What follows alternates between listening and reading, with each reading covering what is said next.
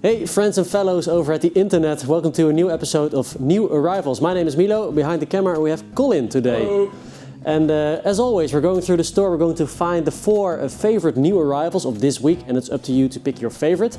You can leave a comment down below or vote in the poll in the community side of a YouTube page. Actually, last week we forgot to upload the poll, so sorry for that. Though, as I read the comments, I read that most of you like the Iris the most. So there was a beautiful J45, a 48 one, that sounded incredible, but most of you said, I wanted to pick the J45, but then I heard the Iris. So go check out the demo. It was a wonderful sounding guitar. We are really big fans of Iris.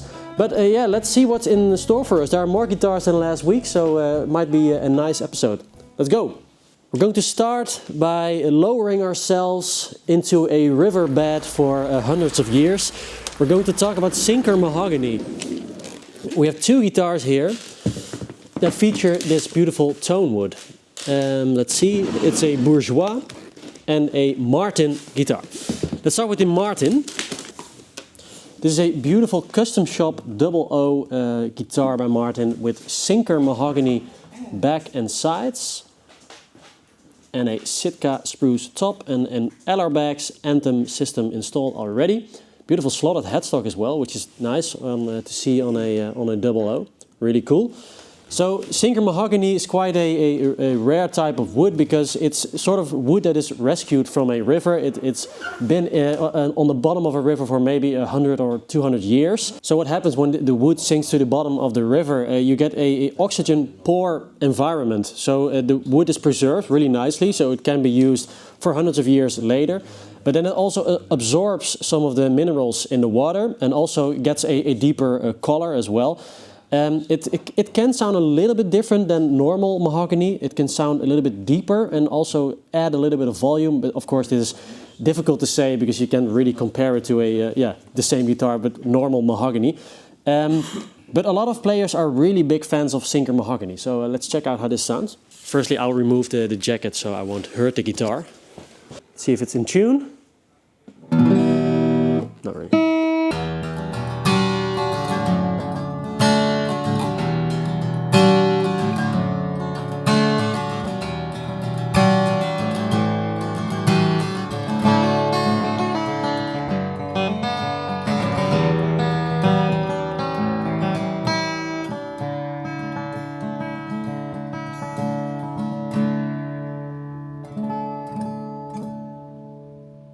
It's got a beautiful sound. This is really mellow. It's quite a deep voice. So for a small body, beautiful guitar. But let's compare it to the other Sinker Mahogany guitar that we have, because this is a Custom D by Bourgeois.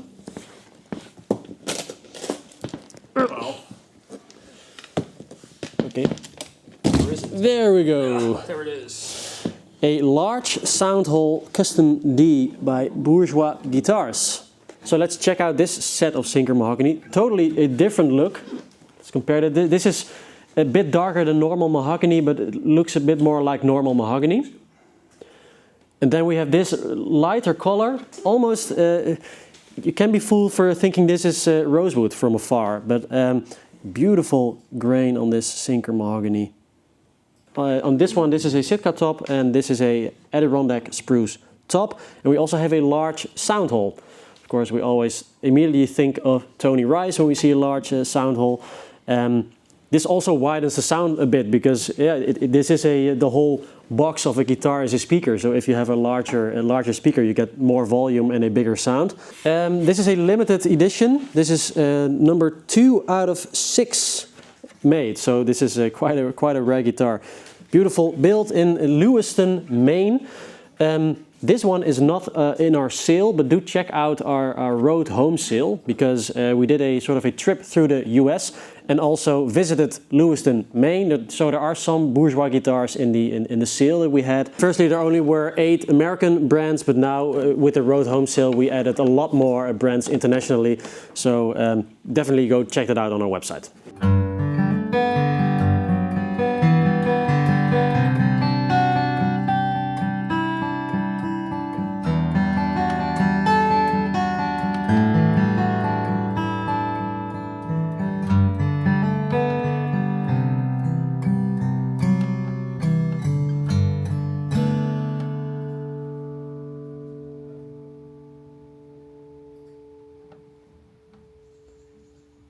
got a beautiful sustain as well. Colin and I talked about this last week. Sometimes you feel it in a guitar after you strum the chord. During when it's fading out, it almost it's like it's feedbacking or something.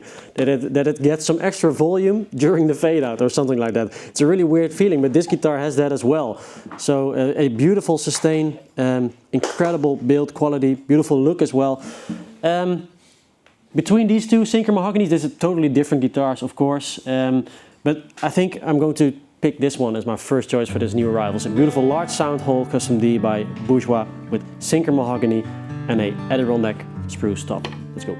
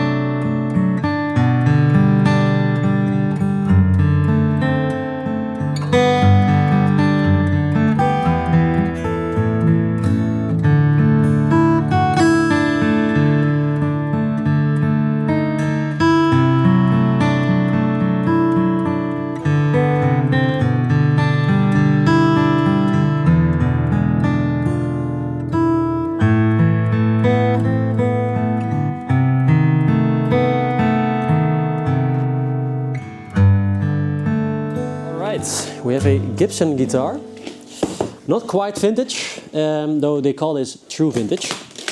This is a J35 from 2012. Wow, check that out. A J35 modeled after a true 1939 J35. So this is the true vintage series. So they started making these mid-zeros, maybe 2005 or 2006 or something, to the early 2010s. So this is a 2012 model. A lot of players love the true vintage series because they are quite light builds. So you get a really resonant guitar. You get hide glue, you get period correct, bracing on the inside. These are really fantastic guitars. This is pretty clean. I can see it at a larger pickguard once. Right. You can see an outline. That's why we have Colin on the camera. Can't really see it. But. So maybe it did have sort of a 60s pickguard or something. Though this Firestrike pickguard is really cool as well. So what we're going to do today, because this is a true vintage from 2012, but we do actually have a true vintage J35 from 1939. So we're going to compare these. I don't know how many stores can say that, but we're quite lucky to have these guitars here. Just one of the most versatile guitars ever made, the J45s and the J35s. But now let's see if this does compare to a true vintage J35 from 1939. So let's do some movie magic and go to the vault. Let's go! Wow! Now we're here in front of the vault. Check it out. This is a J35 from 1939, a true vintage J35 from 1939. We did feature this in our new arrivals, I think maybe 2 weeks ago. Koen, what do you think? Awesome. Koen approves.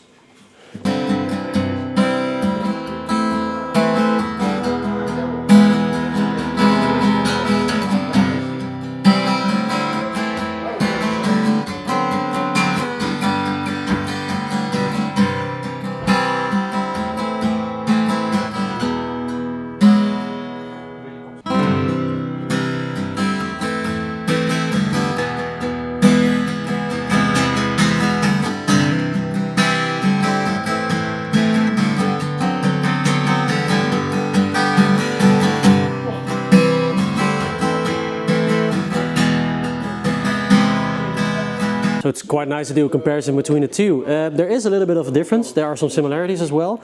We both think this has a little bit more bass end, but I think it's also slightly sweeter sounding, a little bit more rounded highs. But this one has a dryness that you can't really get out of a new guitar. And it's a piece of acoustic guitar history, which is also incredible. This has a beautiful dry and woody sound. This a little bit more bass end, but also really nice and sweet highs. And we're back upstairs. I'm not going to pick the J35, though it is a really great sounding guitar, so go check it out on the website. Then I'm going to open this, because I'm really excited about this guitar. Do we call it a guitar, you might ask? Well, electric sitar, a Coral from the 1990s. Go check that out. These are so cool. We've had a few of them. We also had a real vintage one. So a little bit of history on these. Coral is a sub-brand of Danelectro, and they first made the Coral sitar in 1967. Of course, this is the dawn of the Indian-inspired pop rock music. You think Beatles, but a lot of other artists use this as well. So this was really popular, and in the 1990s there was a little bit of a revival, and people were asking about a reissue of this sitar, and they made it. And this is one from that reissue series, in really good condition as well. You have the lipstick pickups that you're familiar with Danelectro, and then you have this, I don't know how they call it, sort of a buzz block or something. This produces a sitar-like sound. You also have some extra droning strings with a pickup as well. So there is a volume and a tone for this pickup. You can choose to have this together with the normal sound. A lot of people also leave it out because it's difficult to tune this and difficult to use it. So then, yeah, you get this sound.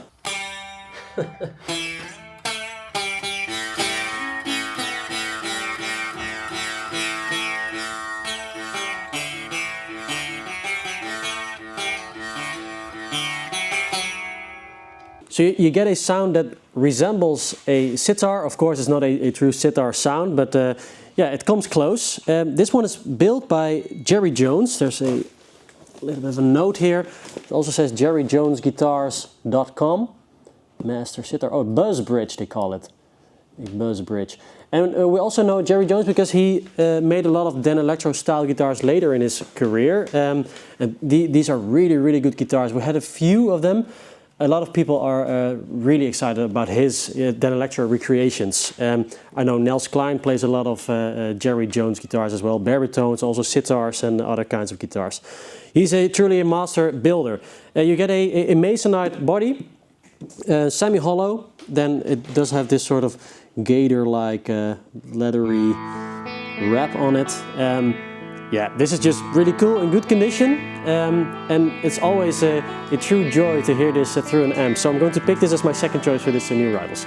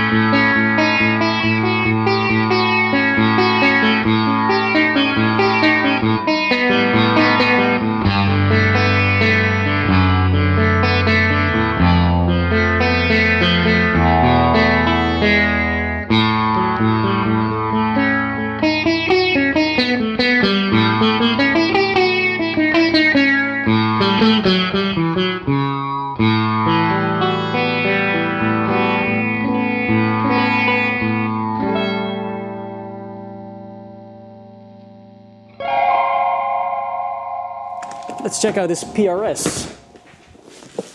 And by this case I know it is a private stock and a really expensive one at that.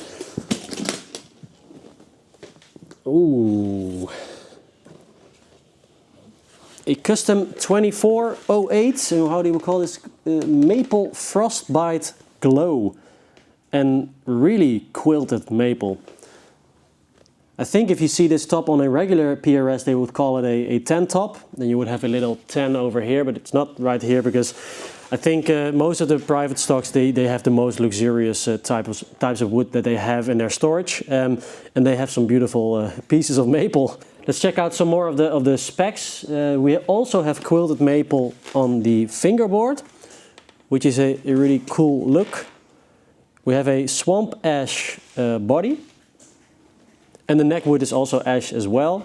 The birds on this PRS are black onyx birds with mother of pearl outlines. We have the 5815 MT pickups in this one. Some extra switches, let's see what they do. Electronics, 1 volume, 1 tone control with a 3-way toggle and 2 mini switches. That does something. I don't know, maybe it's a split for both of the pickups. This is not really my type of guitar, though I know there are a lot of people who love these private stocks as well, so it is an incredible look. It's a true work of art. Another Gibson in a peculiar case. This is a ES-150D from 1974. When you look at it like this, and from above, it looks like a 335, a beautiful walnut 335. But then I grab it out of the case. Then it's a fat 335. So the ES-150D, it was a revival of the ES-150, which is a really big hollow body jazz box. And they made it a double cut model. I think this was in 1969 that they first made this, and up to 75. These are quite rare. I've never seen one here at the Fellowship, and I think it's a really cool look. A 335, which is 3 inches thick, and also doesn't have a center block as well.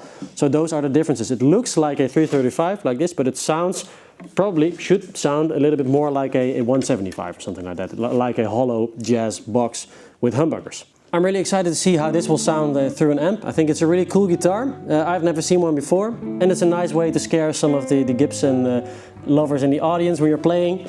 Everyone thinks you're playing a 335 and then you do this, scare them. Yeah, this is my third choice for this new arrival. The ES-150D from 74 in a beautiful walnut.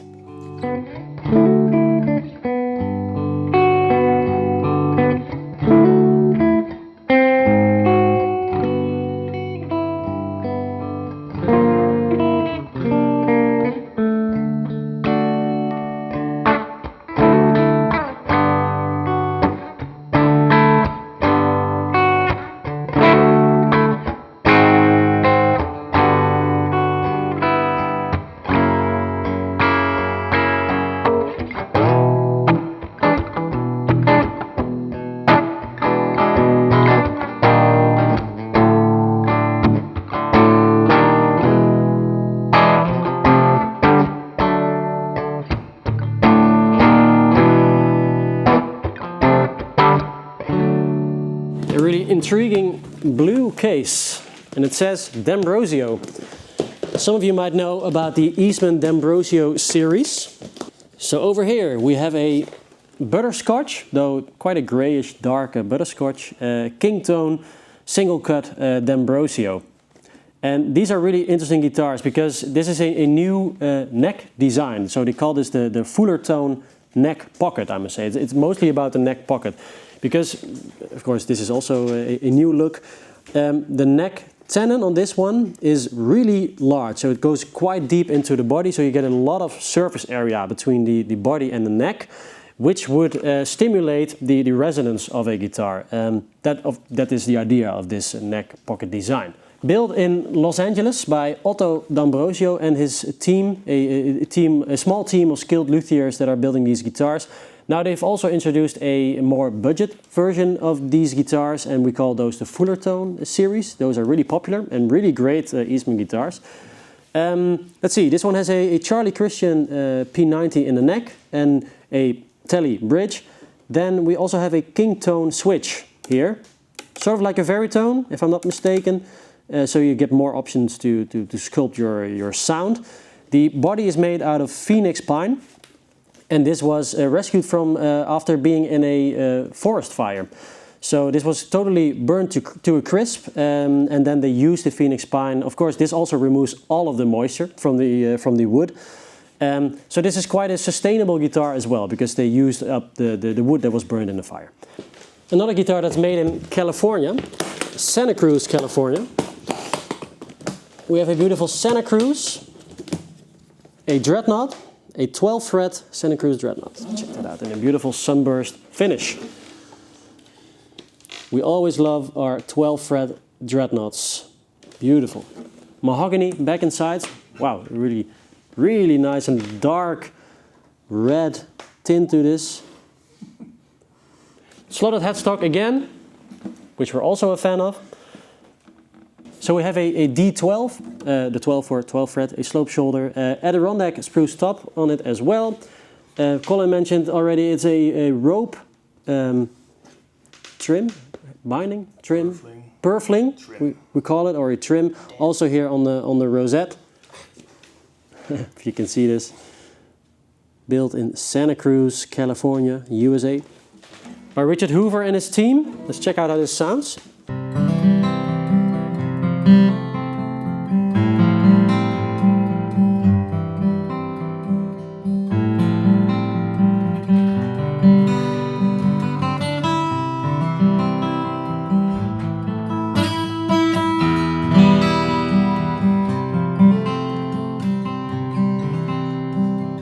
Sounds incredible to my ears. I've said it before with the 12 fret dreadnoughts, with the Soundhole being a little bit more towards the middle of the acoustic guitar box. I think it has some really nice bass end response.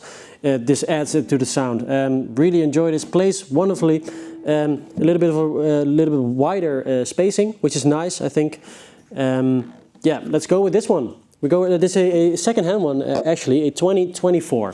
So a D12 by Santa Cruz with mahogany, Adirondack spruce top, and a beautiful sunburst. Let's go for this one as our fourth choice.